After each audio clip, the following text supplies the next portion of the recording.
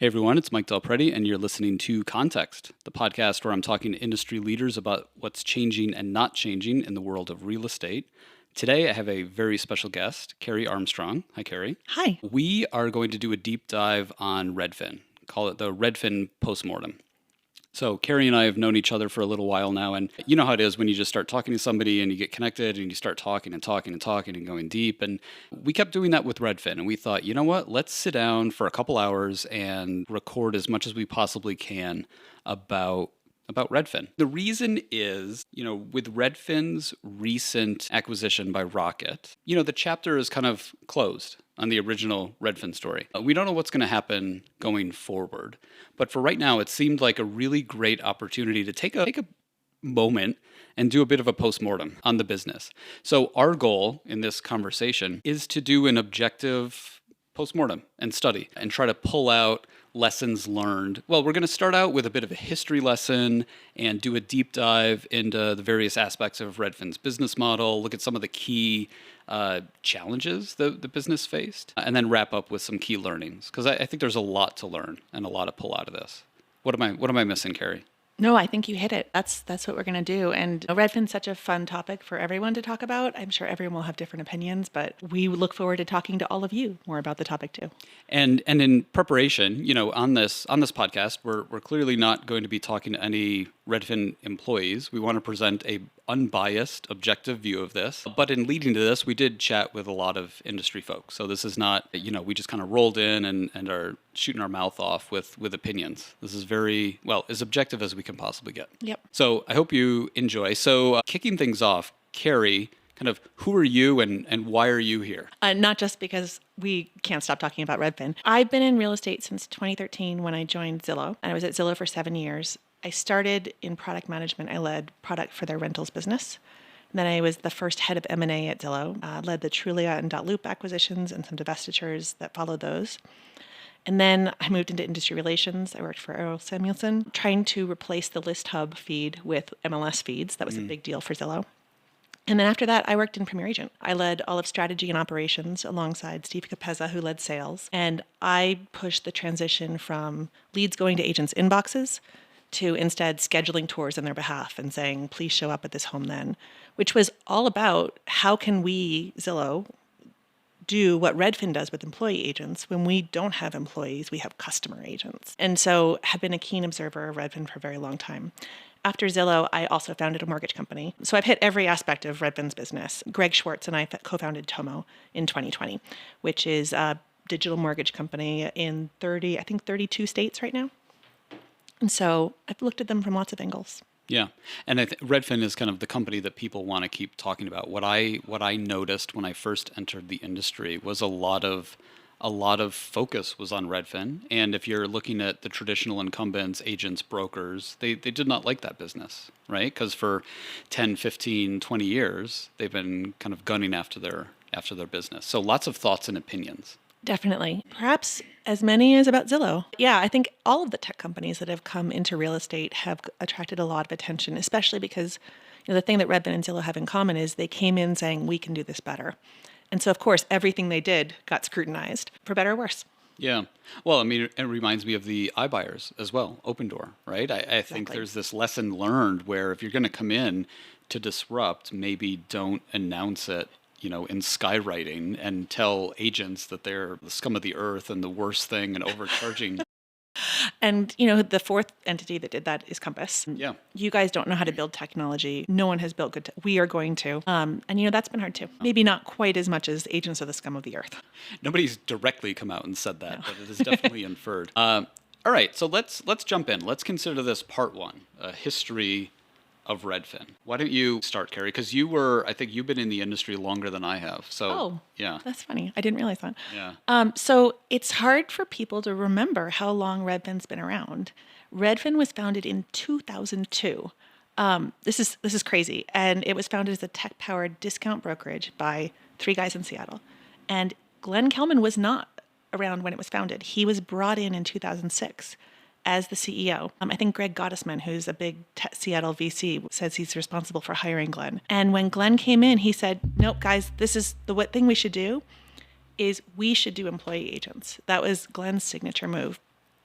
And the And year was after, that kind of the first time that idea had been floated? oh, that's a good question. I don't know that my history in real estate goes back that far. I suspect not. You know, I don't think that idea is ever going to go away. Yeah. Doesn't matter how many people try and fail or try and succeed. Every broker wants to figure out, how can I get these agents to do what I want to do? And they always want to test, is it the 1099 versus W-2 structure that makes the difference? Right.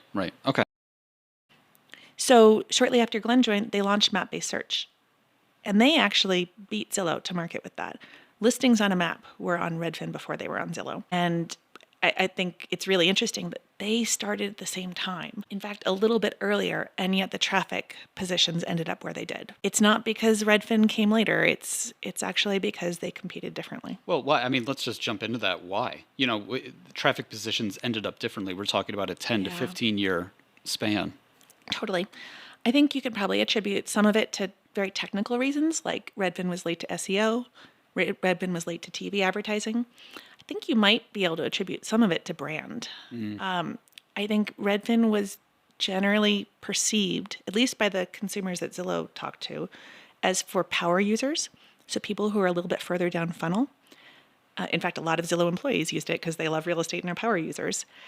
Whereas Zillow was more broadly appealing, even if you weren't super serious. And so you would get in before you were actually buying a home. And that's a broader population. So it's going to be higher traffic. You might say, yeah, but you don't want those people. They're not as serious. But you know what they are? Is they're unrepresented. And so those are the people you can attach an agent to. You don't really want the traffic where they already have an agent, but they're using your search engine because it's the best out there. Yeah. Yeah. Okay. So Redfin first, well, maybe not first to market, but very, very early stage, Very founded early. around the same time as Zillow Yes, in the same city. in the same city. Yeah, lots of rivalry between the two. Yeah. So Glenn, the CEO, was not necessarily on that initial founding team, but was brought in, looks like kind of 3-4 years after the fact. And he had founded a business before, Plumtree Software, had been a successful exit, knew what he was doing, but new to real estate. And then last, and maybe most critical, is Redfin really invented and launched that map-based search. Yeah. Interesting. Okay, so where to from there? Gosh, then they did everything. You're hard pressed to find something they haven't been in.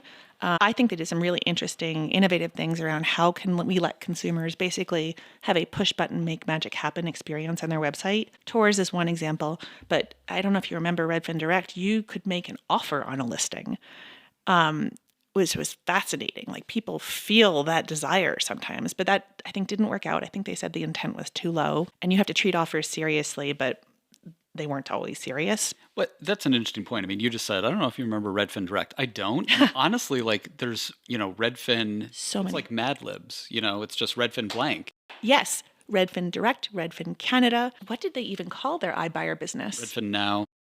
Yes, and then Redfin Next is the new evolution of the partner agent program. Right. But I think the point is kind of what you said. It's hard to find something they didn't do. No, did title. They Yep. built their own mortgage business, then they acquired another one. They did some rentals on their own, not as much, and then acquired a huge rentals business. They did it all. So let's go back. You joined Zillow 2013, you said, right? So what was the competitive landscape like at that moment? Zillow and Trulia were neck and neck on traffic, with Trulia a little bit behind. And Redfin was, I think, behind Realtor at that point too. And so we saw them working hard on the employee agent model, but not winning on traffic. It felt like that was what they were trying to crack, is how can I deliver a great agent experience, as opposed to how can I compete with these Goliaths on traffic. At the time, I don't think they had a mortgage business or a rentals business or a title business. I think that all came much later. And, they had great product even back then. And what's more, they had all the listings. In 2013, Zillow had 85% of listings because they were using the List Hub feed, and Redfin was IDX. Not only were they IDX, they launched market by market. So if they went to Salt Lake City, they curated exactly what the listing details page should look like so that it was market specific. They really they did the hard work. So if you're thinking about kind of Redfin versus Zillow, 2013, 2014, what was each company winning at? Zillow was winning at traffic, especially SEO, also brand, and they were just starting TV advertising a little bit after that. Was Zillow outspending Redfin by a considerable amount? Yeah.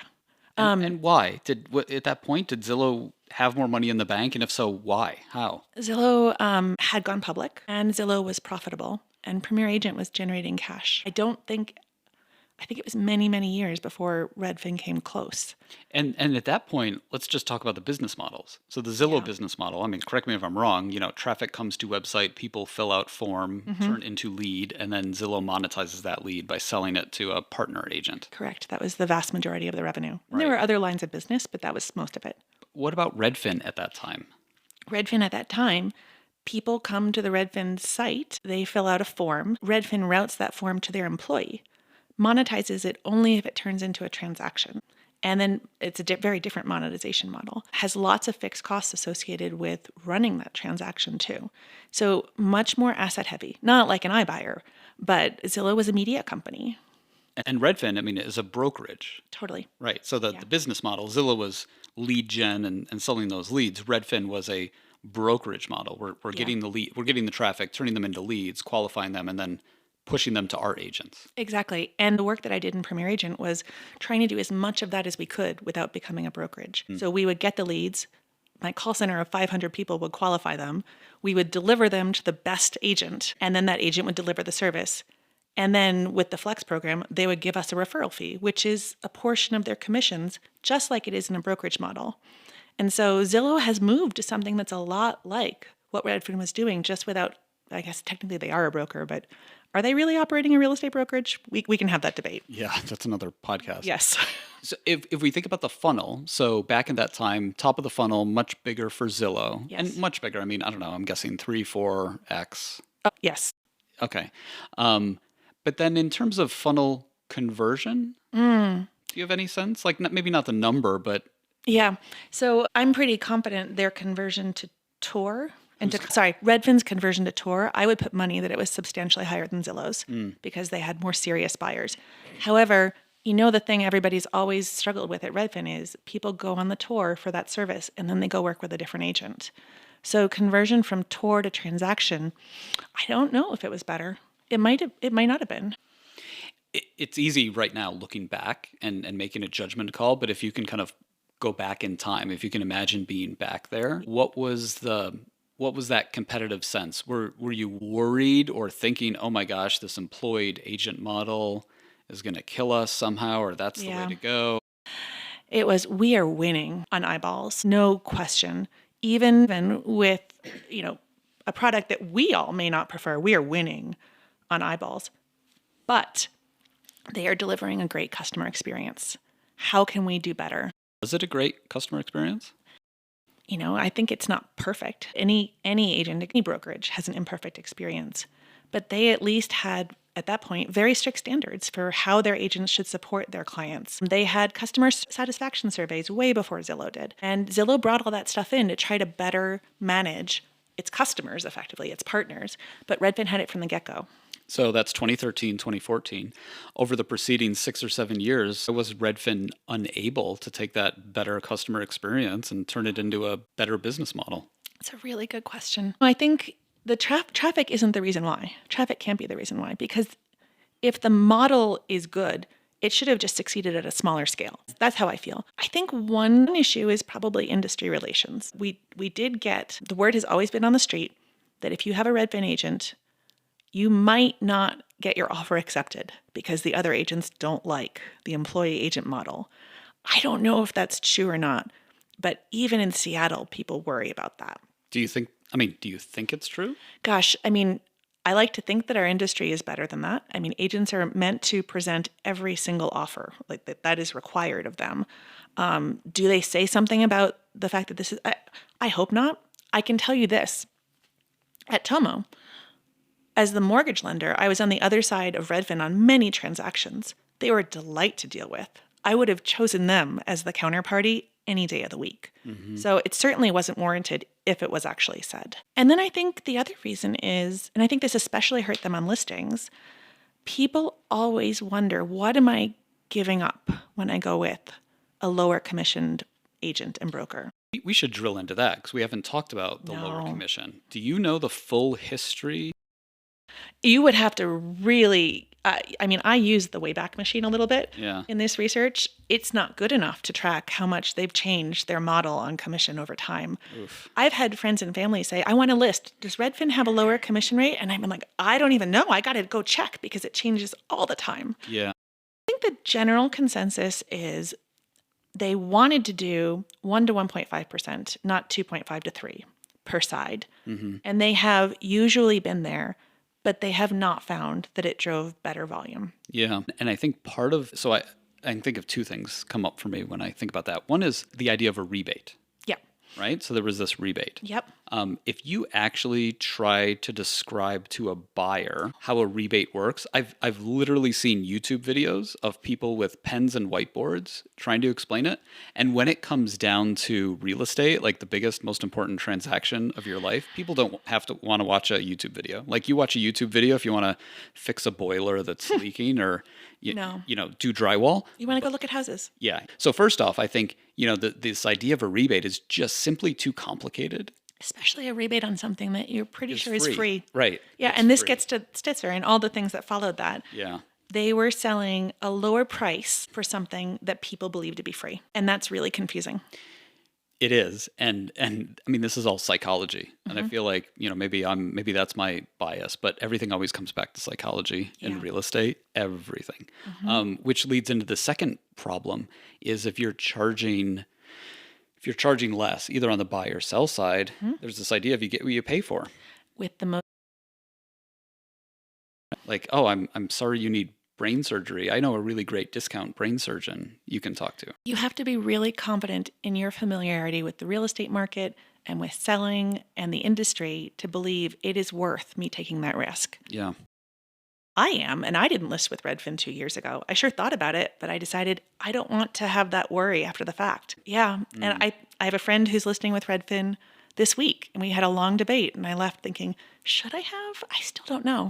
I've advised a couple companies in this space internationally that offer discounts or rebates. Yeah. And one of my first bits of advice to them is get rid of the discount, get rid of the rebate. Because it's actually working against you. A, you're leaving money on the table, and B, you're scaring people away. Yeah. And in almost every instance, as soon as they get rid of that, the customer numbers don't change. Sometimes they go up. And they make more money. They double. Yeah, they double the money they're I making. do think that there have been times that Redfin tried that. And I don't know why they haven't stuck with it. Maybe for them, things didn't change when they took that away. Maybe they had been associated with a discount early on, and that was what the brand became. I think it's a great thing to throw up on a billboard, right? It's going to make the phone ring. Sure, if you can save people thousands of dollars, you're going to grab somebody's attention and they'll have that conversation. But being able to explain how and why, that's where the wheels tend to fall off. So one thought experiment you might run is, what would have happened if they'd never had a discount proposition? What if they just had the best consumer web experience? And not just for search, but also for the transaction. They have really good back office, client-facing, agent-facing, everybody-facing tools. The transaction is a great digital transaction, and it's been like that for a long time. If they had sold that, would they have gotten the same or more business? Well, I think perhaps this goes down to this problem. I've said this before. If you ask 10 people what Redfin is, you're going to get 10 different answers. Yep, totally. And even if we get rid of all the later adjacency stuff and you just focus on the core, is it a brokerage or is it a website? Those are two very different things. And that's why Glenn says everybody who came to me wanted to sell us for parts, because there are a lot of parts and they're actually all very interesting and valuable. Yeah. Do they belong together is a fair question. Well, and that's what's great. I don't know, and you don't know, but in the same way that right now we're watching Rocket get in the space, and say, okay, what happens when we go mortgage first, building an ecosystem, or CoStar coming into the space with homes.com. Okay, what happens if you have a multi-billion-dollar marketing budget, try to disrupt, right? And with Redfin, we say, okay, what happens if you try to pull all this stuff together? Yeah. And I think we've learned a lot out of that. Yep. And people keep doing it. So it's great that we've got this Yeah. case study to look at. Yeah, absolutely. Absolutely. Let's go back and finish the history lesson. I think we Yeah. kind of left off around 2019 or so. Right. Well, in 2021, they bought Redpath, which was a big acquisition. Well, and before that, I mean, in 2020, pandemic kicked off. Oh, yeah. Right? So the housing market And they boomed. cratered. And then boomed. and then went insane. And I know part of Redfin's problem, I think I had somebody on the podcast, maybe Joe, talking about this, but when you have the employed agent model, Flex. you can't flex, right? Either way. When the market goes, and that's what happened over the pandemic. And listen, that affected Zillow, that affected Opendoor.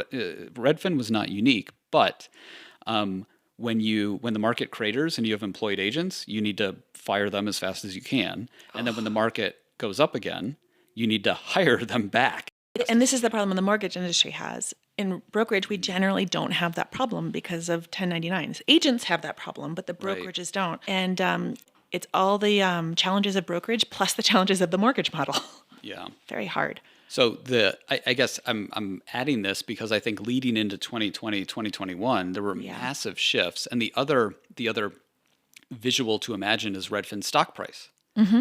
I don't even know what the analogy is. Maybe it's kind of cruising along the desert of the Middle East where everything is totally flat, and then you get to Dubai and the world's highest structure, right? You have the stock price that goes from totally flat for years and years, to astronomical highs. Real estate was so hot in 2020. I mean, it was, I don't know, 15, well, I'm not going to speculate, but it was something like $15 a share to 200 or something. Oh yeah, like that. I think Zillow went from, I want to say it was like a little bit over 100 to 200 something. Yes. I'll hand it back over to you in terms of this, what happened in 2021. But up then, the market cratered, then it skyrocketed. And Redfin's looking at never before seen highs on its stock price. Yep, totally, which opens up new possibilities. Suddenly, they can buy a huge rentals business that they couldn't have before and get into what was probably really frustrating for them. They didn't have a path for renters to homeowners like Zillow did. Then they got into iBuying. Oh no, they exited iBuying in 2022. That was when everybody started to say, oh, holding these assets is really hard. Right. I think Redfin launched their iBuying in 2017, 2018. Yes, we missed that. That was the high of when Opendoor was gaining scale and OfferPad. Zillow launched, I don't know who launched first, but Zillow launched Zillow Offers, their own iBuying I don't remember initiative. who came first. That was kind of 2017, 2018. Yep. So I think everybody was looking at it. So Redfin jumped into that game too. They did. And so I think in the early 2020s, I have to assume that Glenn said, and I know that on the record he said, we have to do it all to deliver a great transaction. So we're going to have rentals to bring you into home buying. We're going to have mortgage.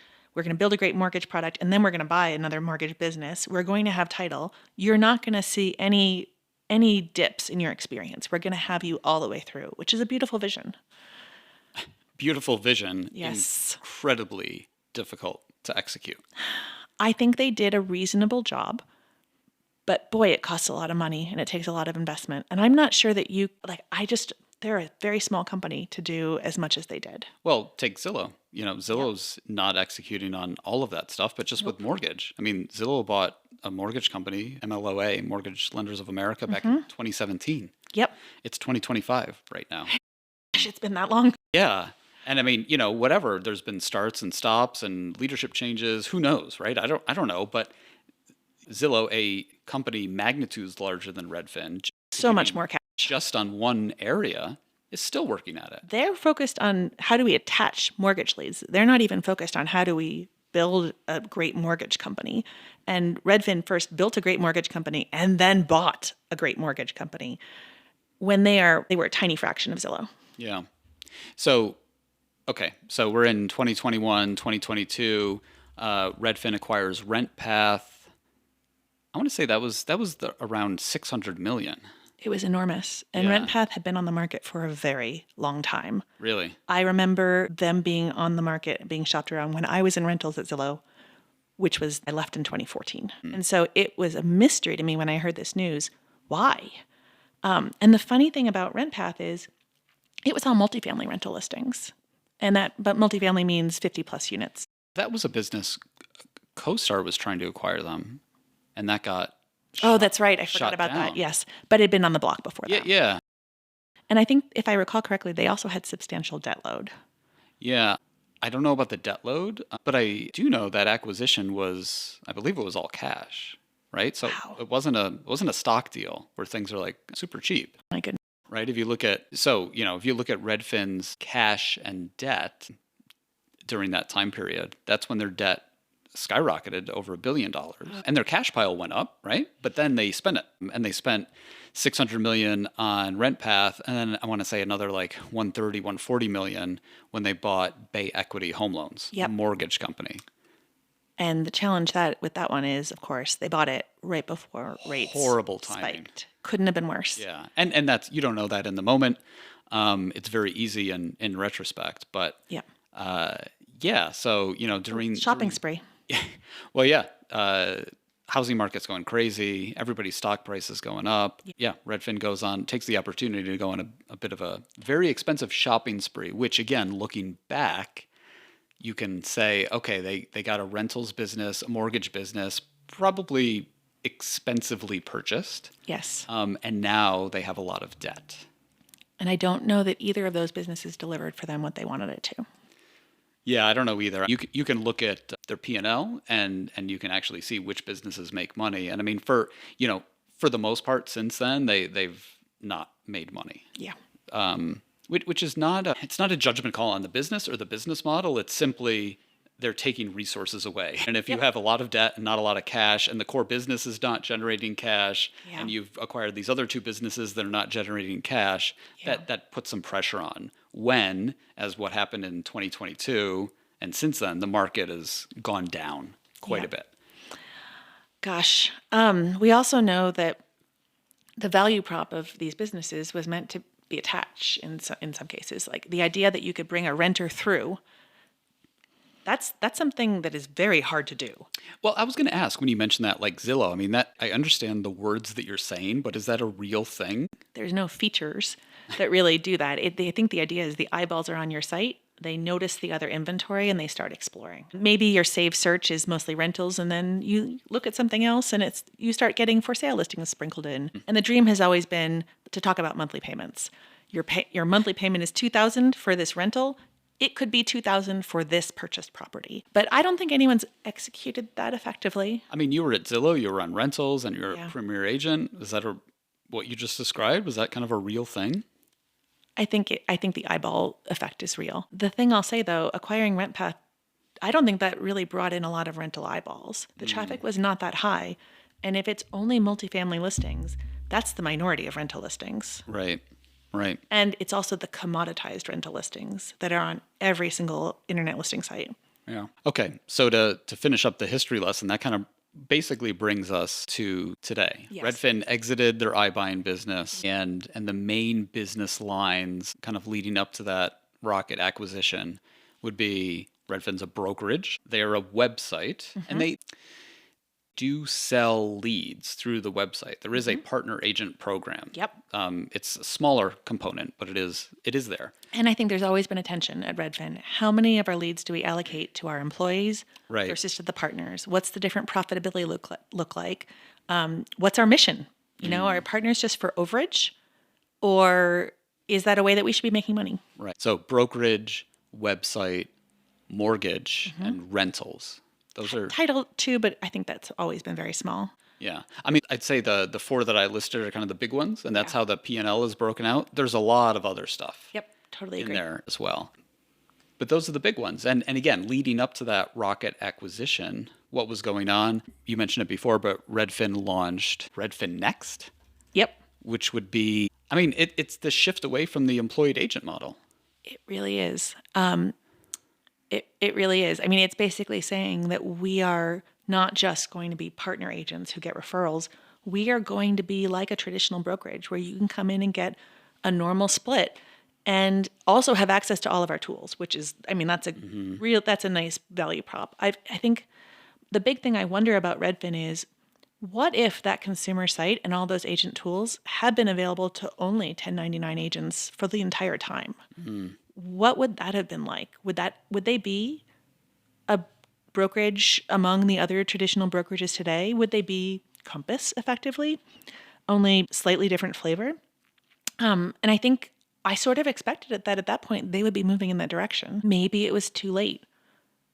Maybe they didn't have enough time to run that play long enough. Well, was that move offensive or defensive? Was it proactive? Reactive. I think it was a concession at the last minute. I think there had been pressure to do that for a very long time. Yeah. And finally, the business said yes. Yeah.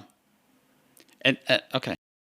Through all the years that I've been watching Redfin, I've been hearing rumors about so and so and so and so and so and so are putting together a team of investors. They're going to go try to buy Redfin out and move that consumer portal over to a traditional brokerage model. And every time it got shut down, no matter the price. And it seems like it was because that business was committed to, we are an employee agent business and we're going to stay that way no matter what. Right.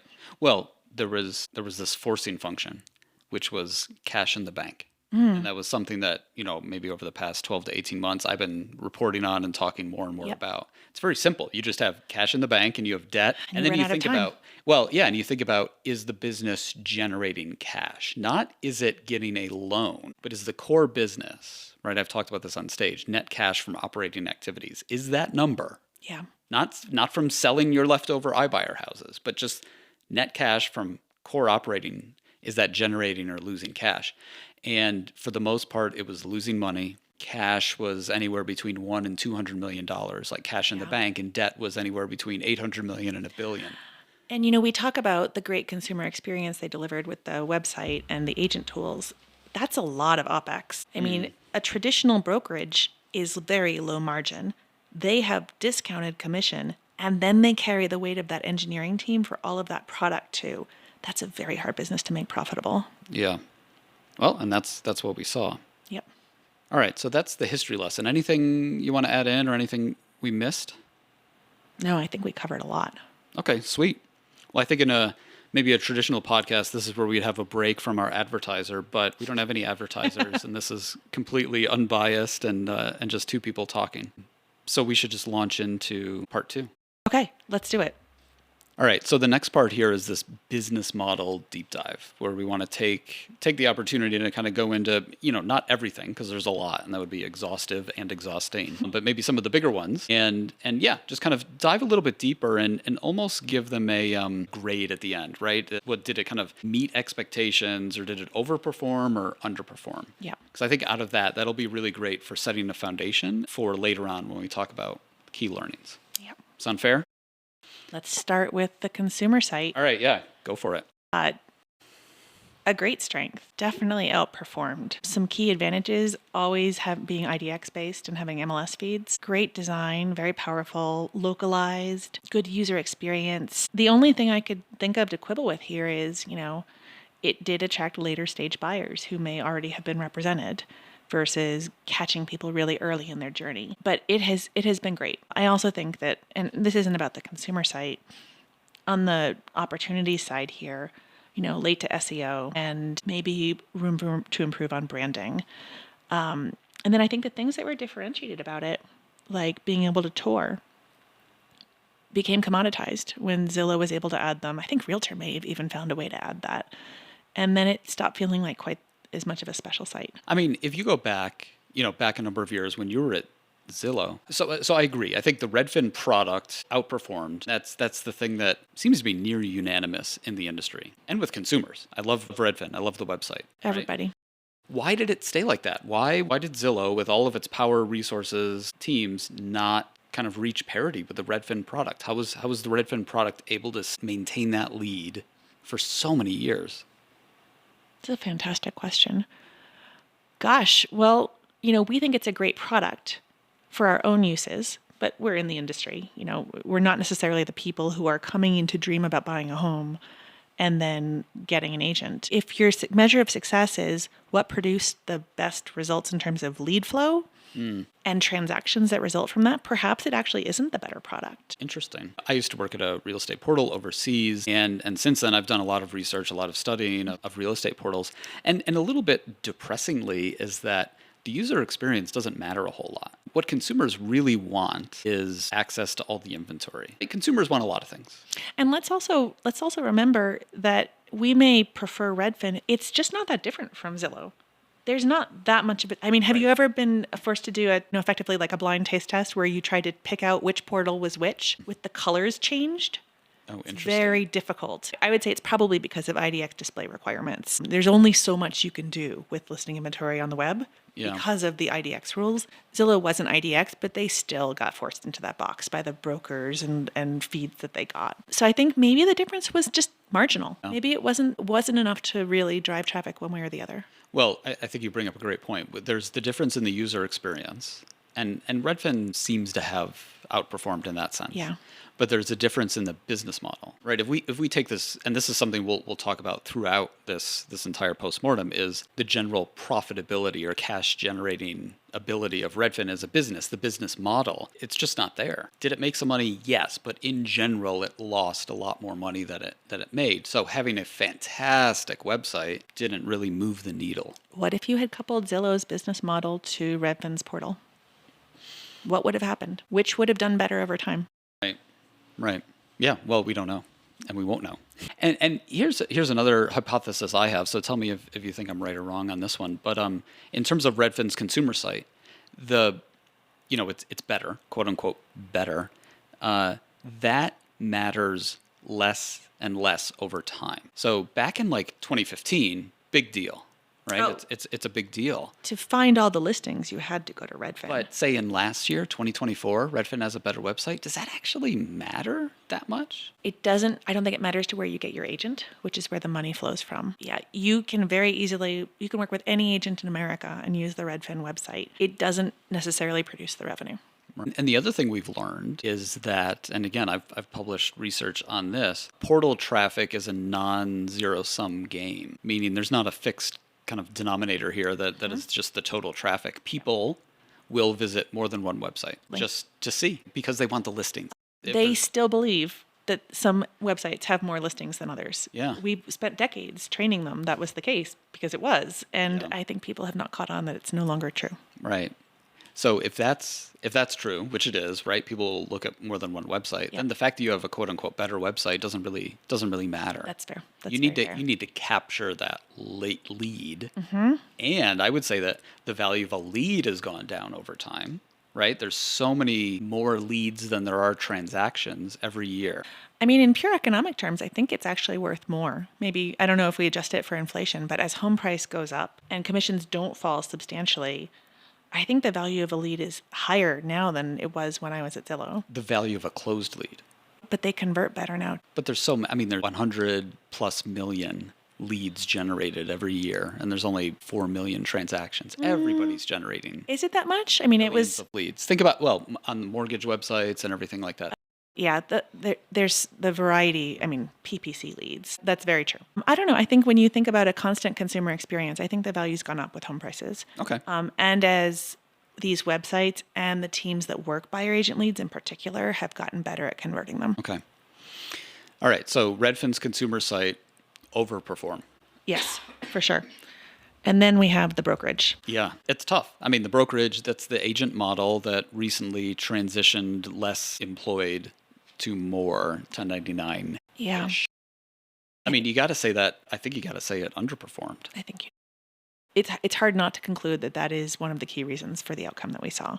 Which is disappointing, right? If you take a step back, and if you or I were going to start a brokerage, wouldn't we start a brokerage that looked like this with employees? I mean, it's almost like the idea of teams where you can kind of hire people and pay them a salary to do something. Expect them to work a certain way. Right. Expect them to deliver good outcomes. Yeah, it seems like the logical conclusion. But I think, the big thing that everybody in the industry knows is you don't necessarily attract the same people. You attract people looking for stability rather than massive highs and potentially sometimes lows. Real estate is a sales game, and sales compensation is closer to a 1099 model than it is to a stable W-2 model. And I think real estate agents are entrepreneurs. They really, truly are. My daughter's studying to become a real estate agent, and you get the entrepreneurial aspect out of that, right? I want the freedom and flexibility to work when I want, how I want, where I want. I can work a lot, I can work a little.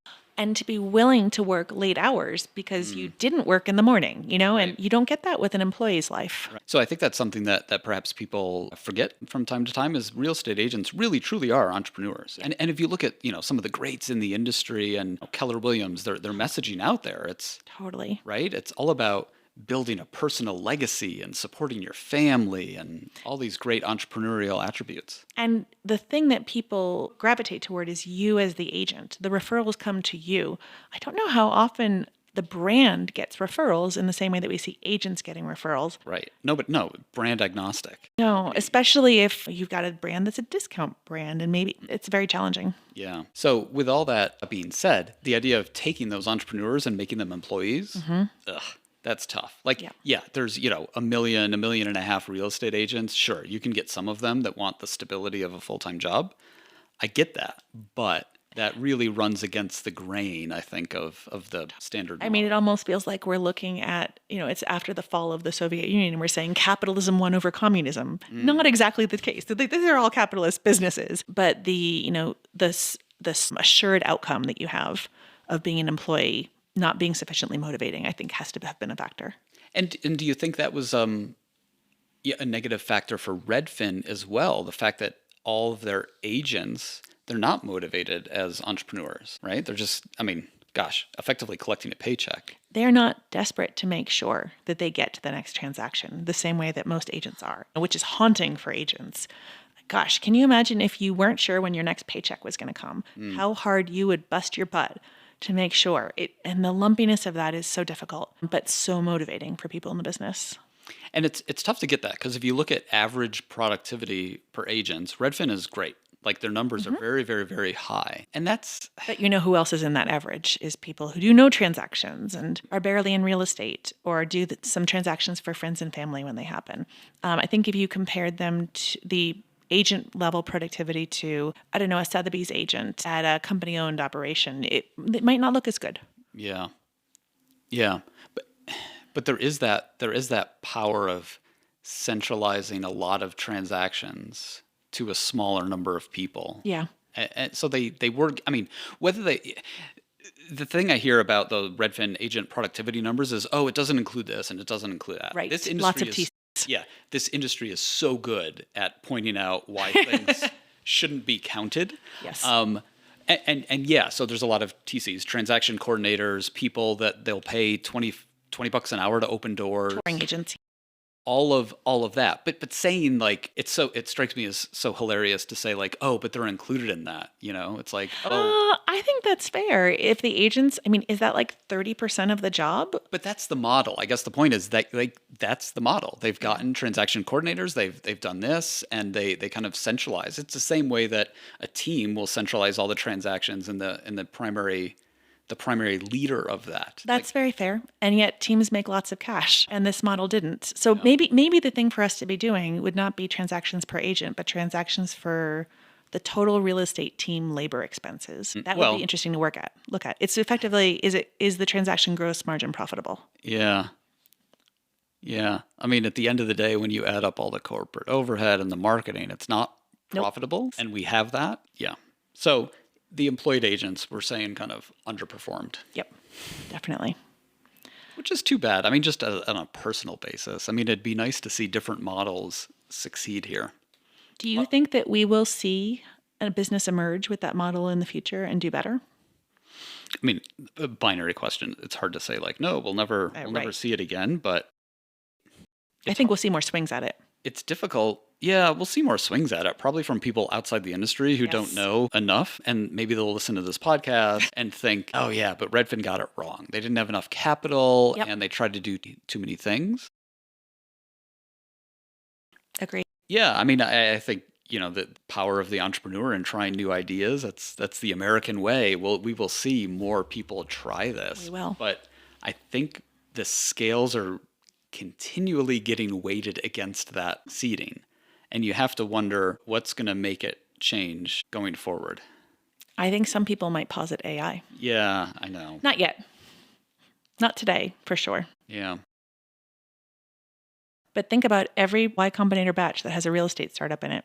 They all want to go do this, and none of them work. I think, how about this? Do you think the critical one critical factor for an employee agent model is you have to have some sort of unique lead flow? Gosh, I think you could even say for the traditional brokerage model, you should have some unique lead flow. For the brokerage model, that's somebody's sphere of influence. Yes. Right? And the brokerage doesn't pay for it. Right. For the employed agent model, you're not going to get great agents that have their own sphere. So if you don't have your own sphere, they're only going to come work for you as an employee if you have a unique differentiated lead flow. And on the one hand, yeah, you could buy leads from Zillow. Like that could work. Or you could be, say, a mortgage company and have leads through there. But I don't know. I would kind of posit that that is this thing you need to make the employed model work.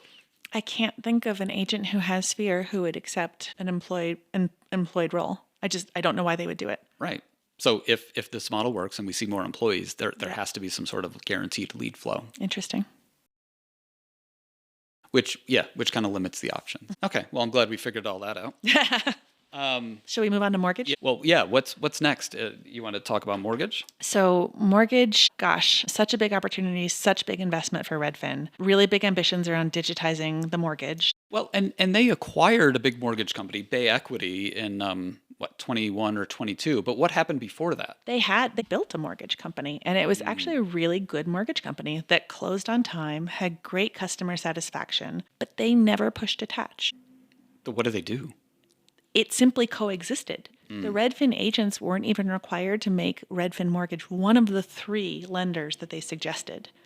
Glenn's belief was, if it's that good, they'll do it. Huh. I can't think of another broker in America that would say that. Yeah. And I think that changed after they acquired Bay Equity.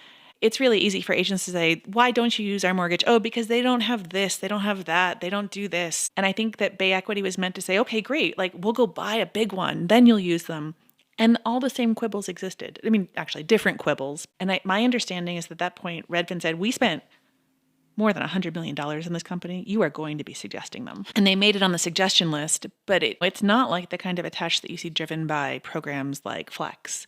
It was never that heavy. And I don't think they ever broke 25%. Yeah, I was going to talk about the attach rates, and I think you're right. Redfin, traditionally 20 to 25, they might have, to be fair, they might have peaked above that for a period of time. You should be able to do better with employee agents. Well, that's what's super interesting. Mortgage attach, right? Out of all the brokerage deals you do, the number of deals you can attach a mortgage to, historically in the industry is kind of taps out at around 20%. I've seen better. But yes, but an aggregate, yes. What's better? I mean, I've seen 25 or maybe 27. Oh gosh. Personally, I've delivered north of 50. When Tomo had a portal and we had a mortgage business, if you really work attach, you can get really high. I don't know that anybody's done it correctly outside of that scenario. Yeah, that's interesting. I mean, and those are probably smallish numbers. Certainly not Zillow scale. Yeah. Yeah. So for brokerages, like Home Services of America has been doing this for over a decade. And I would say they have best in class processes and mortgage attach. And they're kind of in that 20 to 22%. Yeah. You see Zillow get in this game and they're in the same ballpark. It all comes down to what's in it for the agent. And most of the time, there isn't something in it for the agent. And so you can do, I think, really 2 things: carrots and sticks, or employee agent model, where you literally just tell them to do it. And that's what we're talking about right now. Redfin had the employee agent model. They can tell them to do it. But they didn't. And then they didn't do that. Ever? Even now? The past year? They've told them, make sure you're suggesting them. They're one of the lenders that you suggest, not you need to attach them. Is that a legal RESPA thing?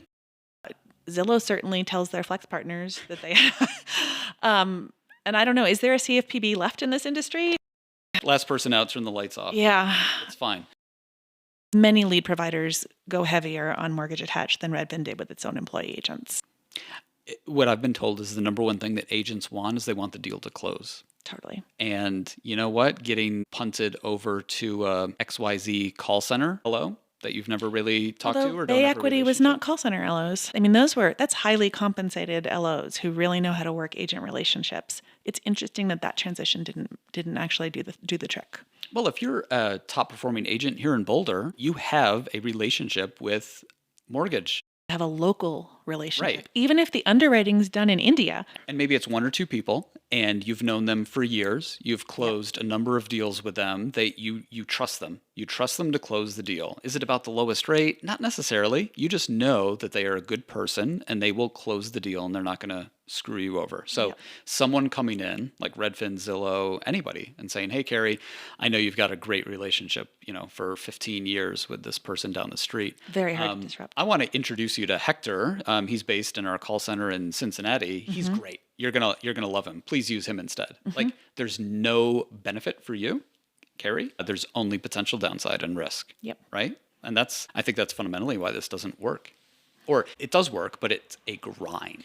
So with an employee agent, you should be able to say, I'm sorry, this is just what's required. We are going to make sure this transaction closes because it's in our interest, just like it's in your interest. When it's not an employee agent, you have to have some sort of leverage. Like, this is the condition for getting our leads, whether that's legal or not. Or one of the many things that we evaluate on for you and decide when we decide whether to grow you or not is your attach rate. But without that, it doesn't happen. Yeah. Well, and that's, I mean, you're talking about carrots and sticks, and I think that's the path that Zillow goes down Exactly. with that, which I've talked about. Again, on the same theme of Zillow getting closer and closer to the effect of having employee agents without actually having them. Okay, so mortgage, I mean, met expectations, overperform? It's definitely not overperform. It's a deep underperform. Yeah. I've said many times, mortgage is a hard side hustle to have. It's a Byzantine foreign space. It's in the same asset class as real estate, but it's really difficult for anyone to try to do it on the side. And we see many people try and fail. Shall we move to rentals? Yes. All right, so next up, rentals. God. So when you think about this landscape, it's a little bit different from a competitive standpoint. You've got CoStar with apartments.com. You've got Zillow with the massive multifamily business they've built out. And then you have other players in the market. Redfin getting into this, another adjacency, stretching their focus is challenging. We know that this business did not perform for them in its own right. I think you could probably argue it also didn't attract the rental eyeballs that they could turn into home buying eyeballs either. Because the listing inventory was so limited, I would bet they never got substantial rental traffic incremental to what came in with RentPath. Do we know that to be true? Is there data or evidence or anything else out there that I've seen, you've seen, or Nope, people you've sadly. talked? No. So it's also hard to break out rental traffic. You can define it as, did they look at a rental or not? I don't know that Redfin did that. I mean, a $600 million bet on this is... Was this the straw that broke the camel's back? If there is a straw, this would be it. Yeah. I would speculate that it's not just one thing, it's a collection of things, Yeah. but if you had to say pick one, I think it's I would probably too. this, because of that $600 million price tag. And as you put it, in 2021, when everything was booming and it felt like nothing could go wrong, you can see how you can think, we're even going to be a rentals business. We'll have the full life cycle. But in retrospect, that's a really big bet. Well, and I'm not sure if now is the right time to bring it up, but I will. By getting into that, by spending $600 million and getting into the rental space, Redfin went into direct competition with Zillow and CoStar. Oh, not the two players I would pick. Two of the biggest, most well-funded, aggressive competitor you can imagine. Yes. And you're like the little, I mean, no offense intended, but like the little pipsqueak on the playground. And meantime, you're trying to manage an employee base of agents who are actually doing transactions. Rentals is different. I mean, it's probably more similar to real estate than mortgages, but it's a different set of players, a different set of customers, different concerns. Again, another side hustle. Yeah. Yeah. And another instance where a undercapitalized company is competing against much bigger players with much deeper pockets. Totally. In a new ballgame, right? They're already competing on the portal standpoint. They're already competing with players on the brokerage side of things. Yes. And I'd argue RentPath, having been on the block for so long, probably had not been investing particularly aggressively. So you inherit a business that's likely fallen a little behind while CoStar and Zillow are investing deeply in their rentals businesses. And then you try to compete with that. Well, and we have the quote unquote exit of Redfin and rentals. Yes. Right? So interesting that, their competitor across the street became the substitute for that platform. That was their exit from rentals, was Zillow took the business over. For $100 million in cash. Which not 600. Yeah. That. Ouch. And I think that $100 million is, I want to say it's like paid over 5 years. That's quite the victory for the Zillow rentals team. Yeah, totally. And it's quite a capitulation for Redfin. It must have been under duress. Yeah, which I think is exactly the right point to make, right? Are these moves offensive or defensive, proactive or reactive? This seems like another reactive move. So what would a proactive rentals move been from Redfin? They would have, built landlord tools back in 2015, like Zillow started doing. They wouldn't have bought a multifamily platform in 2021. It's funny because they were founded earlier. They launched earlier, and yet they're doing these things a decade later. And doing them in a much more expensive way as a result. All right. So rentals is, I mean, gosh, that's got to be underperform. And I think, I mean, we're kind of painting a picture here where if you look at these main business lines, website's good. Yep. Okay, great. But the utility of that, questionable over time. The brokerage / employed agent model is is an underperform. And then the two other largest business lines where they spent nearly, $800 million acquiring mortgage and rentals are both underperforms. Big drag. Yeah, big drags. And you can say, oh, it's the macro. But like, fine. The point is, it either is or isn't. It's the reality. Yeah. I don't think it's the macro, but what my point is, I don't think it matters. It is the reality. And the timing was horrible. And you can't say, oh, that was a bad decision because nobody knew what would happen to the market back then. However, if we're taking an objective look at this, it's very easy to see where things fall off the rails. Agree. And I do think that objectively, you can probably say, we knew free money wasn't going to last forever. How long it would last, no one knew, but with every passing month of free money, an acquisition in the mortgage space became a bigger and bigger risk. I think we got to give credit to Zillow for exiting their iBuyer business. We do. Right. No matter whether the reasons were the same or not, that sure worked out. Yeah, it sure worked out. And we're here kind of, picking on these things that didn't work out. But there are some things that did work out. And at the time, I don't think anybody was going, rah, rah, what an amazing decision. But a year later, when Open Door lost $1 billion when the market crashed again, we're like, oh, Zillow kind of made a good move. And now in 2025, when we look at that, we're like, nobody can predict what's going to happen. Free money won't last forever. Yeah. I think the decision makers at Zillow kind of realized a lot of those key things and restraint said, we're out. Is a great virtue. And don't people sometimes define strategy as what you don't do? Oh, yeah. It's all about that focus and being able to say no. Yeah. And I think what we see here is the opposite of that. Well, it's an inability to say no. Now, ideally, you never get into the iBuyer business if you're Zillow.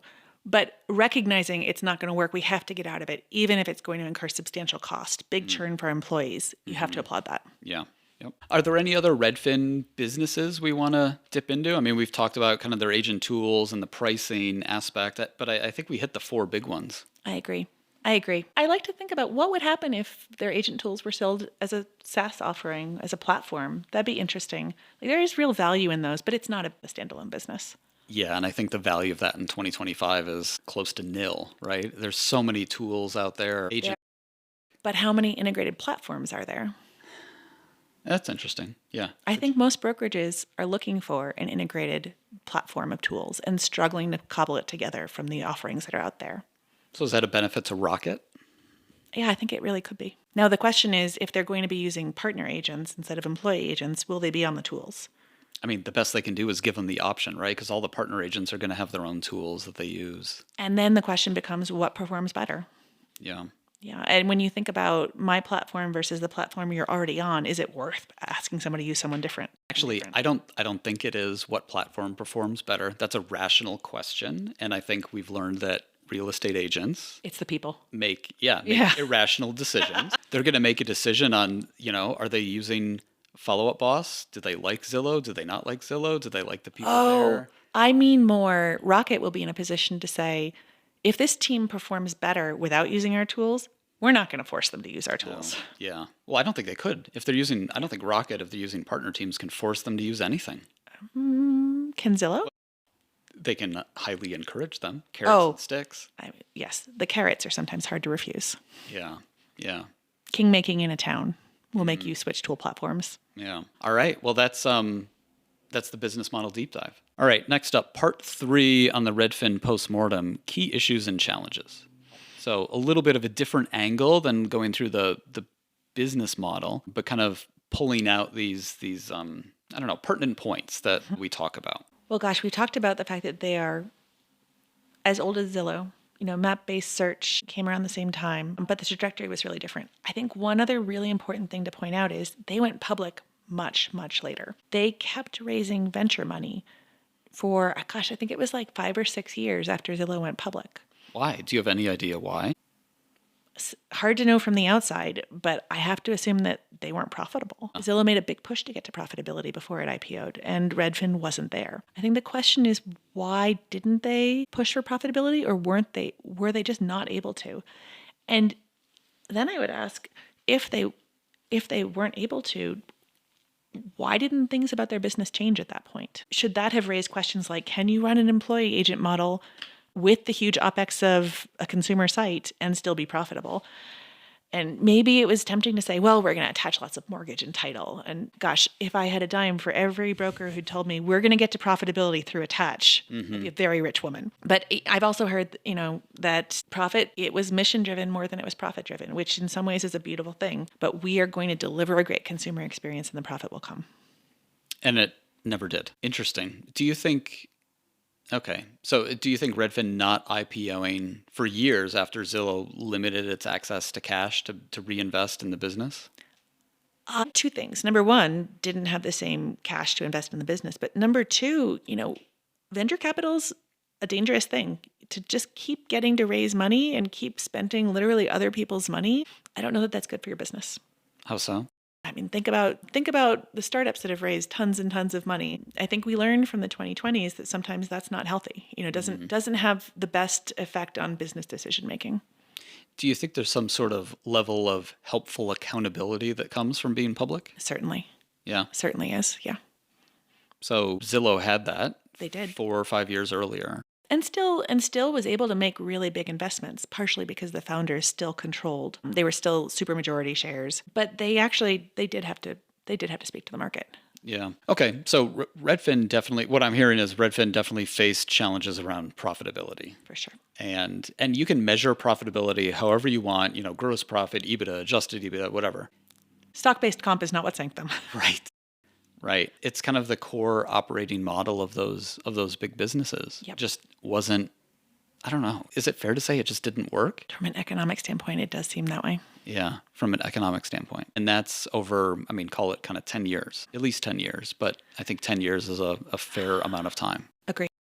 Through some really big market ups and downs. And if you don't have profit, if you can't generate cash on your own, you need to get cash somewhere else. And that always comes with constraints, repercussions, side effects. Payment schedules. Yeah. And that's going to kind of force you to make some of these reactive decisions that might go against the mission or the vision, or at least the original one. Absolutely. Okay. So big issue, big challenge. Is there anything, this is kind of the Monday morning quarterbacking, but in retrospect, is there anything they could have done differently or you would have done differently if you were running that business? I think I would have focused on getting to profitability on the transaction alone and not counting on attach saving the day. But how? I couldn't tell. It might not be possible. It might not be. Just in that, I'm thinking of Opendoor, the iBuyer. They've shed all these adjacent businesses. Exactly what you said. Still didn't. How can we get to profitability on the transaction? And I don't think they can. But don't you want to find that out? I think that doing all these side quests distracts you from the fact that you don't have the right core. And you can't let yourself do that without figuring out, how do I get the core to be as good as it possibly can? And I have a lot of respect for Opendoor retreating back to do that work and see if it's possible. Because what is a business if nothing other, not a learning machine? Right. Let's learn if this model works or not. And if it doesn't, yeah, we got to switch. We exit. We got to switch. We got to make a change. Don't just put window dressing on it and say, this unprofitable business is great because of attach. So, has Redfin demonstrated that agility? Gosh, they've certainly entered a lot of markets. Have they exited a lot of markets? They exited iBuying, but it never was that big beforehand. No, I don't know that we see huge signs of that. Yeah. Yeah, I agree. That is a really important skill. Yeah. So that kind of flows into this 1099 issue, right? And we kind of identified that as a problem. It didn't work. Yep. The fact that there were employed agents. And the commitment to it was near religious. Really? That is how they are going to deliver a great customer experience. Without that, we don't have a great transaction. I think it's worth asking, could they have done otherwise? Could they have, had a mixed agent pool where some agents were working alongside in the same systems with core leads, not overflow leads, and check to see, could they deliver a great experience? I think more experimentation sooner could have led to a different outcome. And that might have been a different business, but it might have been much better monetization of that consumer website. I mean, Redfin definitely ran that play as far as possible. Could they have brought those agents in closer earlier, though? The idea of, a Redfin partner agent was outside of their ecosystem. Whereas Redfin Next, that was, you're in their brokerage. That was very late to start executing that. I don't know that that got a proper test. So if they'd tried that starting in 2016, 2017, would we have seen a different outcome? I mean, that would be a shift to the Zillow business model. Not Has quite. Zillow ever had agents in that brokerage? No. I was thinking just the partner. Oh, no, the aspect. partner agent model is the Zillow model, just Yeah. with it effectively is flex. But having 1099 agents in your brokerage working your leads, they only tried at the very end. What about just stopping that earlier and just shifting to the Zillow model? Maybe. I think a lot of people would love to have seen if that worked. But then it's just Zillow Junior. So economically, maybe that works, but philosophically and Totally. What's the differentiation? yeah. No, great question. I mean, why did Zillow not acquire Redfin and just increase its traffic by that much with that consumer site? Oh, I'm sure it's thought about it and tried, but at a certain point, it just doesn't matter and make sense. No, there wasn't a number two who needed to be taken out. Yeah. Yeah. Okay, so what else? Kind of key issues and challenges. God. We've also talked about industry relations. How much that held them back? Who knows? A little bit, but I mean, what do you mean by that? Redfin came in to the industry, much like Zillow did, and said, none of you know what you are doing. But Redfin never said, oh gosh, we actually have to do better than this. We need to get brokers aligned with us. We need to be a friend of the industry in the way I think Zillow has, because Redfin always had the listings. Zillow had a point where it said, oh my gosh, we don't have listings. ListHub's going down. We have to go get listings. We need to hire a team of many, many MLS relations people, many, many broker relations people. Has there ever been more than one or two industry relations people total at Redfin? I don't think so. And has Glenn ever made that a really big focus? I don't think so. I don't know what difference it would have made. I'm not sure that it would have made any, but it does stand out that they've always been apart.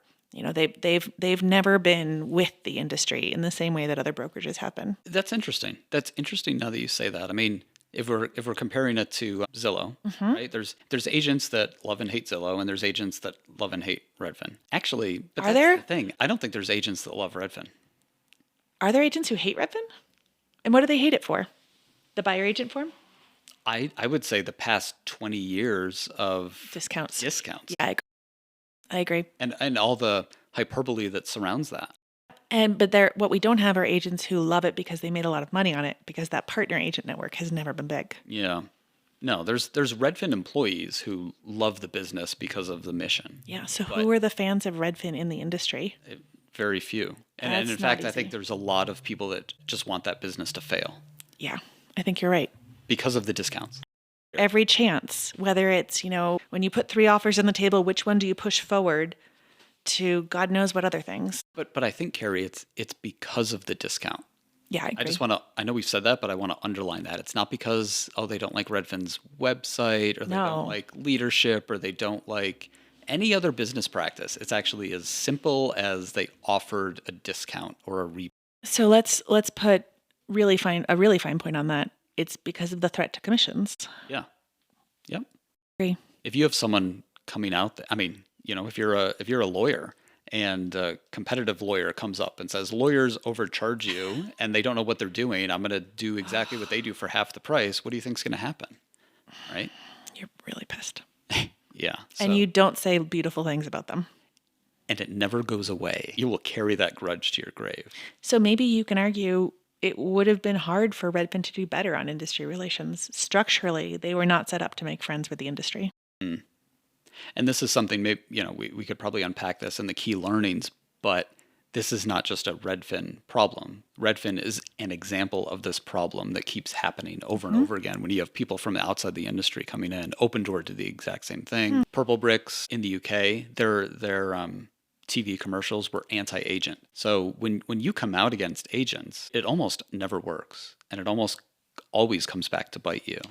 Gosh, if you'd set the discount aside, they are the brokerage with the best website and the best traffic and the best leads. That could have been a shining beacon for the industry. And yet, because of the discount, they became the enemy of the industry. And in the world of business, there are industries where you can make enemies and you can kind of vilify certain sides. But real estate, it's so emotional, and there's so many agents, and there's so many mortgage brokers. Like we were talking about the break. How do people find a mortgage broker? Typically through a referral, right? It's this web. Imagine a web of 1.5 million nodes plus another 400,000 LOs, right? All connected. You couldn't see through it. There's no opacity whatsoever. So that's what you're up against. Yep. And you want to insult all of that industry. They're not going to let you in. Nope. And they're going to do whatever they can to make you fail. And this comes back to your earlier point. I think we recorded this, but if people don't like Redfin and you're getting offers from a Redfin agent, you might not be as inclined to Two equal favorably. offers, it's an easy call. Okay.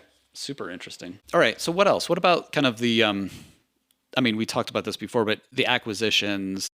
I think we have to point to that as one of the big challenges. If we could say a couple of key things that are responsible for the outcome, I think acquisitions have to be on that list. And there's two angles, I would say. One is financial, which we kind of beaten into the ground in terms of debt and cash and all of that. Yep. That was in hindsight being 2020, it was a bad time to spend $850 million.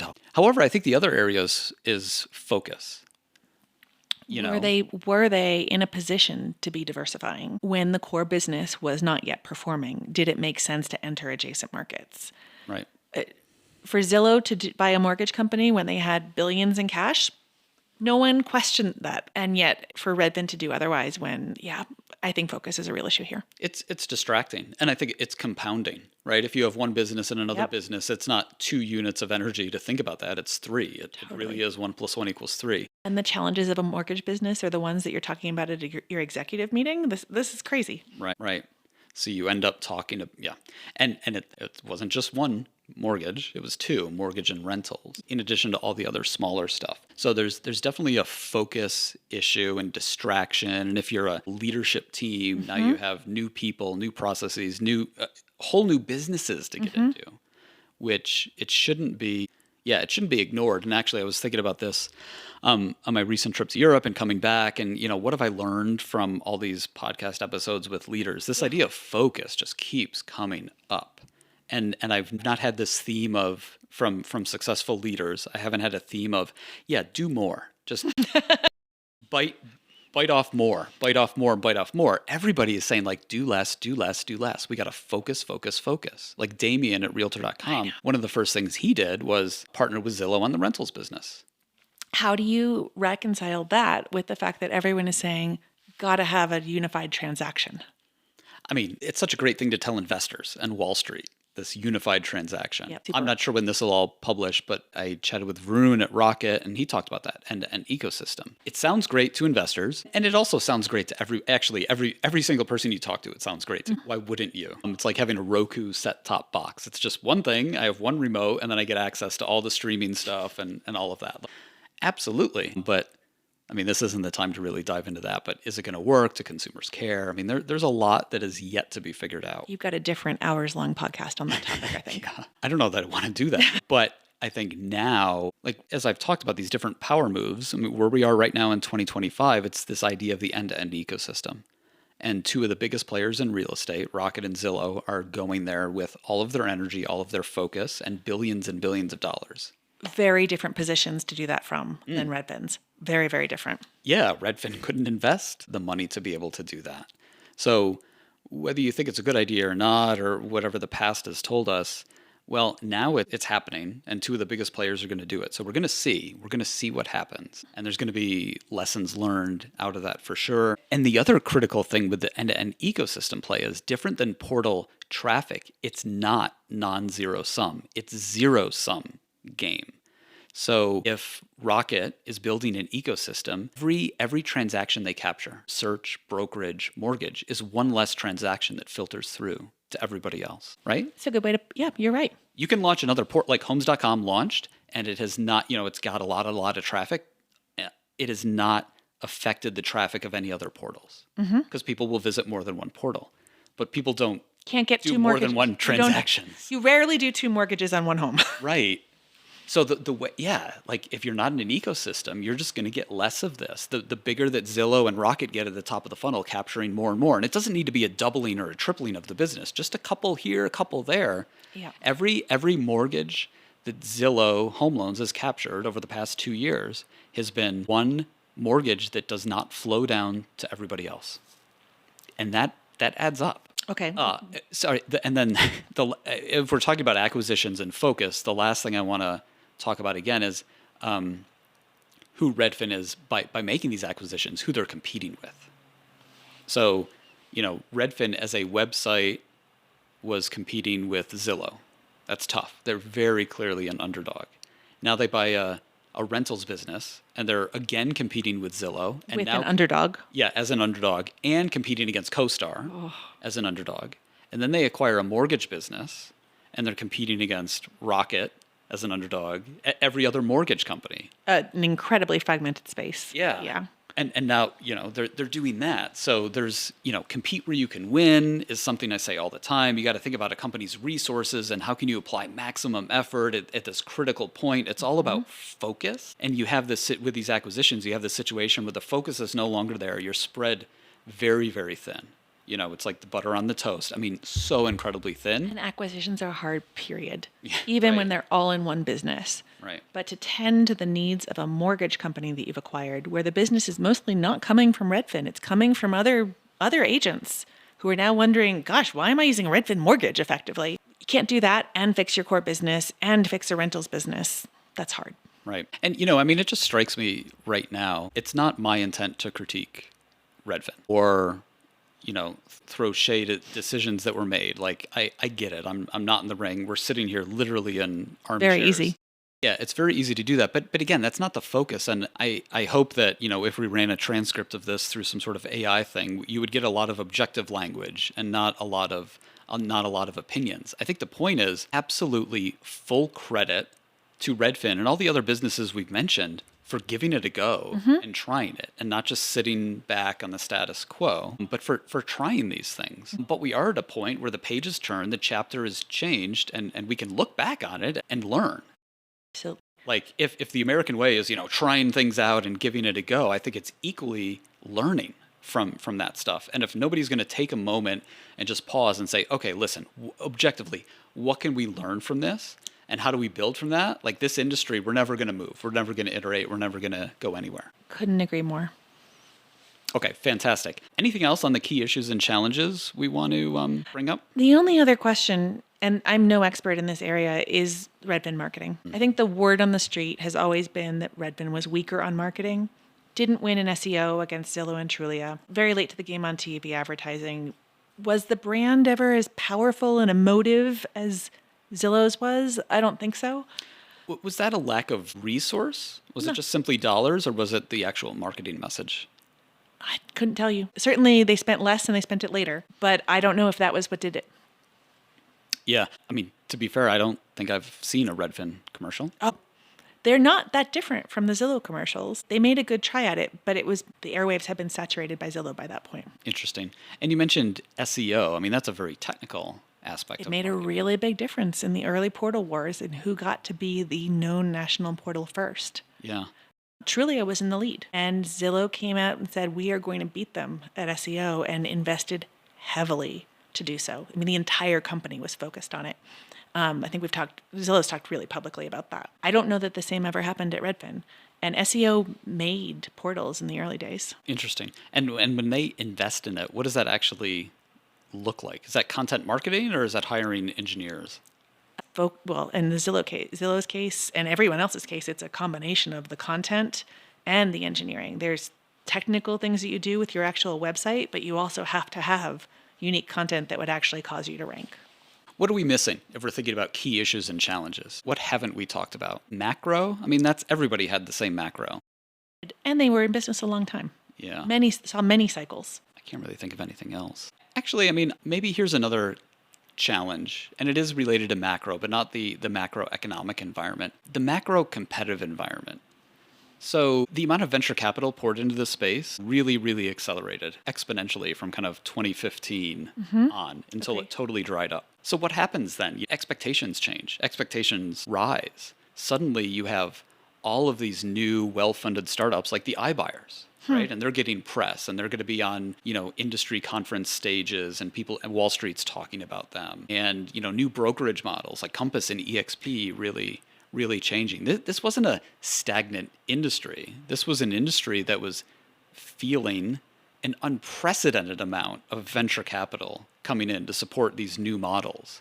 And a lot of innovation at the same time. I mean, we all like to say there could have been more. So much hasn't changed. But if you look at what differentiating capabilities Redfin introduced over time, in the beginning, yes, a lot. Map-based search, employee agents. But what did they do that was different in the later years when lots of people were out trying new things? Yeah. Well, I think they took the best of what was out there, like iBuying, or maybe not the best, the biggest, right? They followed suit. Yeah, it's mind share. Yeah. What are people talking about? Okay, we're gonna do that too because we have to. And I wonder if there was internal pressure to do that. I mean, I think if you don't have iBuying at that point, you worry about am I going to lose people? And let's be honest, everybody just wanted listings and wanted to go to a listing appointment and say, we can go one of two routes for you. Right. That was an important tool for them to have in their toolkit. Yeah. And I mean, there's this natural human quality, I think, to innovate and try something new, right? Nobody wants to take a job at a really cool, interesting, powerful company and just sit around and do what things have been done. You're shaking your head vigorously right now. Yeah. Certainly not. Yeah. So it's human nature. They want to innovate and they want to be winners. And that's potentially also a hard thing here. Like for a long time, being in a lagging position may have weighed on the company. And who knows what the effects of that would have been. Right. And that's years and years and years, over a decade. Okay, cool. So those are the key issues and challenges. And then next up, we'll talk about what we can learn. All right. So the last part out of this is key learnings. Like we didn't just spend hours talking about this just to talk about it. I think the idea here is what can we learn out of this process? And I think, on purpose, we haven't compared notes on this. We're not in full agreement, and we didn't unpack it all and say, okay, this is what we have. We don't have a script we're reading from. And I think that's going to be part of the fun out of this is, geez, how did two smart people think about this, and what do we learn? Both coming from different perspectives. I was just walking around outside, and I like to distill down things to the simplest form they can be while still being effective. And I think the key learnings out of this come down to three words: focus, capital, and industry. So what I mean by that is I think the Redfin story up to this point illustrates the power of focus, right? Stay in your lane, pick to do a smaller number of things rather than a greater number of things. I think that applies to almost every industry and actually almost every aspect of life, but especially in real estate, the power of focus. Second is capital. I think the Redfin story underlines how much money you need to do anything interesting in real estate. The cost of disruption is incredibly high. It is perhaps 10 times higher than you might think. If you're a startup and you want to disrupt the space and you're trying to raise 10 million, you probably need $1 billion. And this is not just from Redfin. You can look at a number of other examples in the space. But capital, it is very expensive to do anything in real estate. And then the last is industry. And what I mean by that is the gravitational pull of the quote unquote traditional real estate industry and probably traditional mortgage, although I know less about that than you, is so strong because it's a people business. It's emotional. You've got 1.5 million agents out there that are entrepreneurs that are having coffee with people like that. The gravitational pull of the industry is so strong. And to try to break away from that, frankly, I don't even know if it's possible. I can't say that we have an example. In fact, we have tons of examples of companies pivoting back to the industry, Opendoor working with agents. Zillow's never excluded agents, but Zillow is over time, I would say, becoming more agent-friendly rather than less agent-friendly. Rocket with the partner agents, right? The pull of the existing industry and how it works and operates is too difficult to break away from. I think that's it for me is the Redfin key learnings, that focus, capital, and industry. I've got 3 different takeaways. I think I agree with yours. They're just not my perspective. And when I pull back and think about Redfin, but I do agree with all of yours. When I think about Redfin, I see this commitment to the mission of delivering a great customer experience through an employee agent model and bringing down the cost of the transaction. And it is just it's super admirable. What I think I take away from it, though, is you got to find more different ways to try to achieve your goals. You have to be willing to experiment more with the model than I think we saw them do. That's the nature of a startup, a venture-backed startup, is to have a mission in mind, but be willing to pivot. And I think we just didn't see enough experimentation. We saw lots of fast follows in the directions others in the industry were going, but not enough experimentation, especially in the later years. The other lesson I have from this is one I think applies to everybody in the market, which is attach can't paper over all sins. You can't take an unprofitable model, add adjacent businesses that are very difficult in their own right to it, and make everything whole. And I think we all need to recognize that's not a differentiated strategy or a panacea. And then the final thing for me is I take away a lot of lessons about how do you get agents to do what you want. We saw Redfin that had complete leverage over their agents, their employee agents, in some really key areas fail to get them to deliver a consistent experience in ways that really undermine the business. And yet we've seen other players maybe even achieve similar or better results without having employee agents. That's really interesting to me, and I think raises a lot of questions about what is the right model for brokerage. As we see it under pressure, and we know that not every brokers with low margins aren't in a position to build beautiful websites that generate traffic or build incredible agent tools. So how do they compete with a Redfin or a Compass? And how do they get their agents to deliver great things? Training only goes so far. Agents have to show up, agents have to listen, agents have to agree. Very, very difficult task. I want you to say more on that, because that is the right question, but... What's the right answer? Well, yeah, but what have we learned from this, if anything, that might help lead us to the right answer? I think you might say, when I look at Zillow versus Redfin and who got agents to attach better, especially relative to their power of the agents, carrots and sticks might work better than structural things like employment models. And so thinking about the carrots and sticks you have versus saying, we're just going to have the best mortgage company or have the best unified transaction platform. What is actually in it for the agents is probably the most important thing. Yeah, that's a really good point. It reminds me of our chat around, having the best mortgage experience doesn't matter. That's a rational decision, but the agents are making decisions irrationally and also emotionally. I know this person, I've worked with them for years. That it doesn't matter that it's not the best experience. That relationship is super strong and I want to add it. So that's not going to change behavior. So you say, what will? And you're saying carrots and sticks. That reminds me of this other debate around exclusive listings going on in the industry. And where I keep coming back to when I think about that is risk. Like that debate to me is all about risk. It's taking risk away or adding risk. So what I mean by that is Compass's pitch to home sellers is basically risk-free. Like, here's our three-phase marketing approach. Like, you can try it if you want. You don't have to try it. And if you try it, you might get offers. And if you want to take an offer, you can, but you don't have to. And then if it doesn't work, then it goes on the MLS. It's pretty risk-free, right? Yes. Until Zillow injects risk into that decision. Exactly. That's part two. Zillow says, well, we don't like that behavior. How do we change it? We have to add risk. So they're adding risk to the agent with this threat to ban. Fascinating. And then also adding risk to consumers. So the consumer, it's no longer this risk-free, it'll eventually end up on the MLS. The consumer has to make the same decision with their house not ending up on the MLS. Huge amount of risk. It can still get in the MLS. It just won't get on Zillow. In Zillow. Yeah, true. and so the Compass agent has to tell them it is worth it for you to have this additional flexibility in how you bring your home to market, because you can sell it even if it doesn't go on Zillow down the road, or you're not likely to need it to be on Zillow. Yeah. And I think those are the conversations happening today. Yeah. So it's all about risk. So when I hear you say carrots and sticks and changing agent behavior, that's what I think about, saying, our mortgage experience is the best. That has nothing to do with risk. If you want to change agents' behavior, you have to figure out where there's some risk.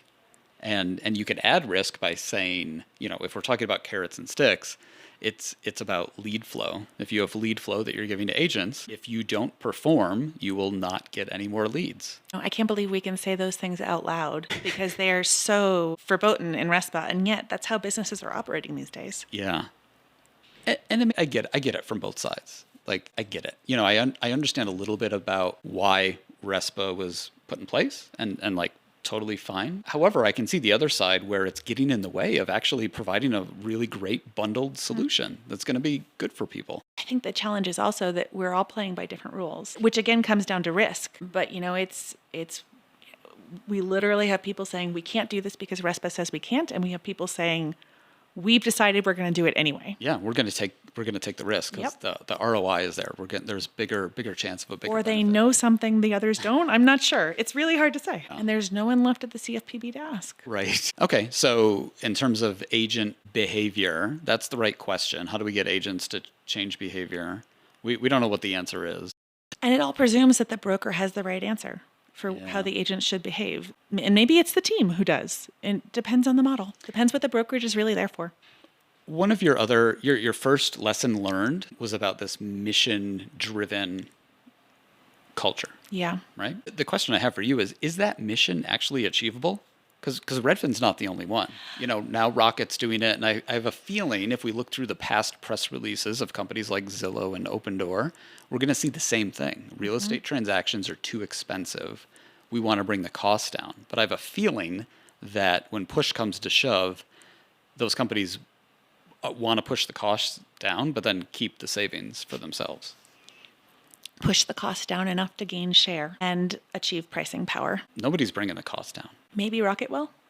Maybe Rocket will. They certainly have the most automated mortgage out there at scale. Now, if they weren't acquiring leads through TV advertising, they would have the margin to be able to bring rates down pretty substantially.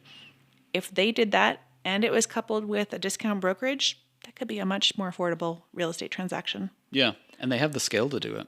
Yeah. So that might finally happen. But has it to date? No.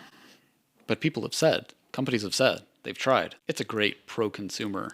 Somebody was saying that to me yesterday. All these companies like to have this kind of, pro-consumer standard, right? I'm pro-consumer. I've got this. And then they just bludgeon everybody else. It's moralizing, right? It's really rough. Yeah. And the consumer benefit is for this consumer on this side of the transaction, but not the other. I'm tiring of that. So what else can we learn out of this? I might add, like, it's worth taking the risk, and giving this stuff a go. Like, full credit to Redfin for trying to do so many things. Absolutely. And really, aiming for the stars and what they're trying to do. It's not incremental thinking that's going to change this. It's trying to do more. And I think to your point on focus, you're not saying that Zillow shouldn't be in mortgage and title or that Rocket shouldn't be in real estate either.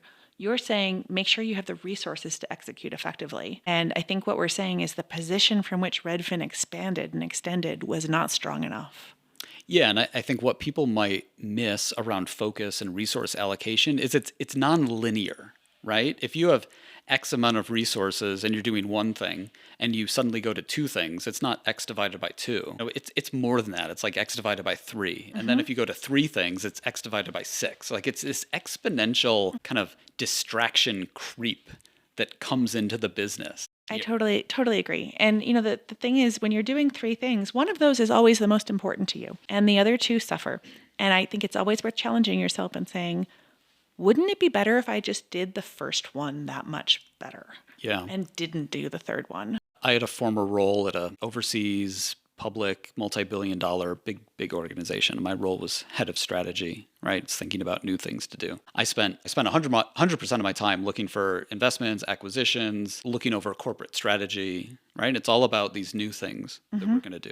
Just to say that another way, I spent 100% of my time thinking about new things to do, and I spent 0% of my time thinking about things we should stop doing. Oh, no. And now, in my life right now, I kind of do my own strategic planning process of what's going on.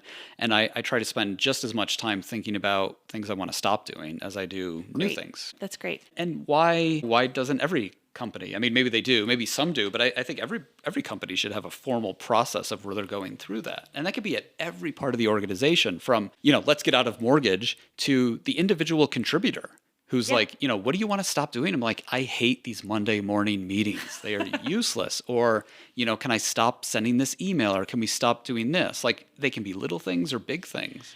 I know, and it feels so painful, and it feels so painful in the moment to make that decision. Nobody likes saying we're going to stop doing this thing, or God forbid, like this part of our business is going to go away. But whenever I've been in a situation where we've made that decision afterwards, no regrets. Right. Right. And you got to force rank this stuff. Yeah. Right. So if we're, Redfin is the case study here, but you can apply this to many other businesses. You start looking at this stuff and, oh, geez, we're doing a lot. We don't have the resources necessary to do it all. What's our formal process to figure out how we're going to get out of this? And there's a difference between doing that proactively and reactively.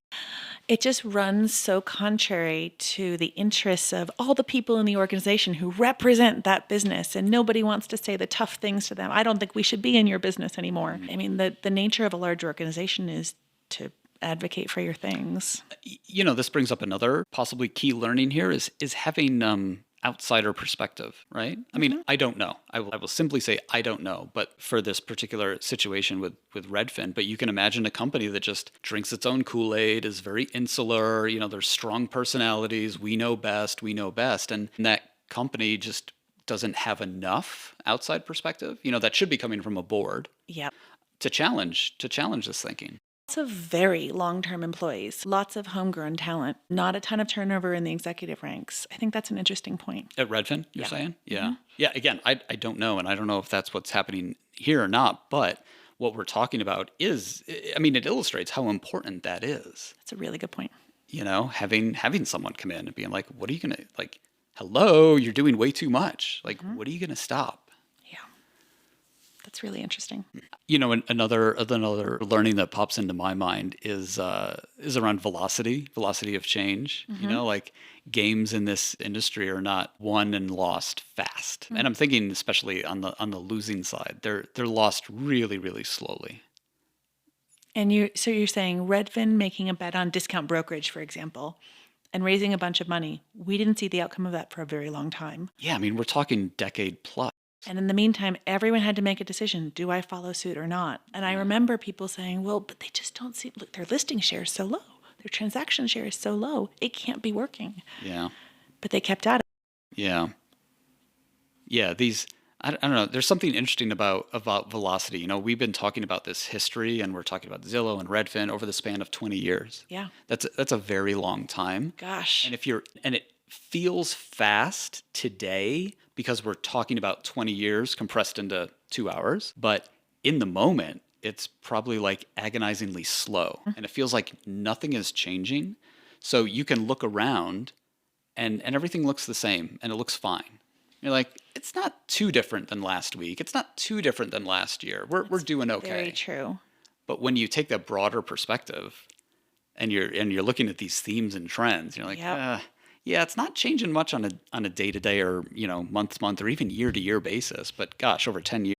I love how you bring that perspective when you say, are the portals that different anymore? Does differentiation matter in the portals? Is the value of leads increasing or decreasing over time? Not quarter to quarter. Agents in particular struggle with that in part because they don't do cohort-based conversion. Am I still making money in this business?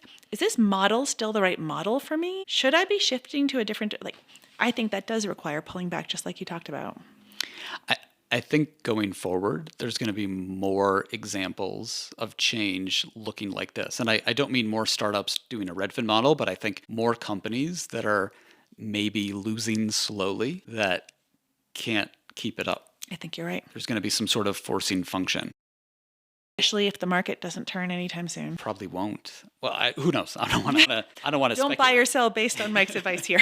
You should just, and I haven't thought about it enough to be really crisp on this issue, but there's something about velocity and timing. And, people think about quote unquote failure looking like a big explosion, but that's not what is happening, right? There's winners and losers. There's people gaining share and losing share, but it's happening so slowly. It's almost imperceptible to anybody in the business. Yep, totally. So we'll see more acquisitions like this, or companies changing hands, investors, and it's not going to look like the start of a James Bond or a Mission Impossible movie where things are blowing up. 2 other great examples. When I started in real estate, there were more than very high 800 MLSs. There's now 500. We knew there was MLS consolidation, but would you have guessed that it had fallen that much? Compass's market share came in, got a lot of market share really quickly, got to low single digits. Bunch of really big acquisitions over the last year, and you look, it's stunning how much they've grown their market share. Just stunning. And if you're not paying attention, you miss it. And you've got to pull back and say, is what I believe about the industry still true? And I think what's important is you need the context, right? If you're just looking at one company, that's fine, but you need to look at 10, 15. You can't just look at last year. You need to look at the last 10 years. So being able to broaden the perspective to really understand what's going on. Absolutely. Okay. Anything else? Big kudos to Redfin for a big swing. And it might, it's not necessarily the end of the story. It's the end of a chapter. And, I think if we're looking at the mission and vision, we got 2 peas in a pod here. Right? Mike, what if in 5 years you and I sit down and we say, actually, Redfin won? Yeah. It just won with Rocket instead of on its own. It's absolutely possible. I mean, I think what's happening now is this ecosystem play. Everybody's trying to do an end-to-end ecosystem. What Rocket is doing with Redfin is unprecedented in scale in that effort. Right. Lots of real estate companies have bought mortgage. Can't think of another mortgage company that's bought real estate. I don't think Not with like this level of seriousness. Yeah. Like there's capital behind it, but there's serious. These people know how to run a business. Yeah. And they know how to execute, and they have scale.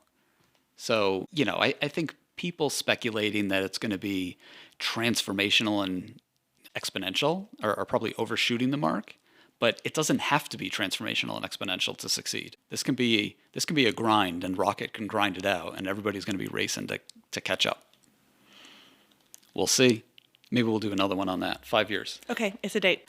All right, Carey, thank you so much for joining me. Thank you, Mike. It's It was been a pleasure. fun, long conversation. And if you're listening and you enjoyed this or didn't enjoy it, man, we would love your feedback. Anything and everything. Send it our way. So I'm Mike Del Preti. You've been listening to Context. And if you want to check out more of my podcasts or research or join my mailing list for some research, check out my website, mikedp.com. All right. Thank you.